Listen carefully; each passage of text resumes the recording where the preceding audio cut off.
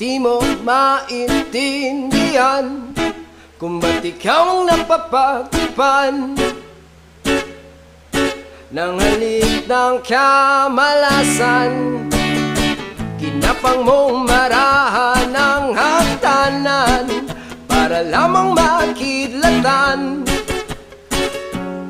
sa kaitaas-taasan. Ngunit kaibigan, huwag kang magpapasindak.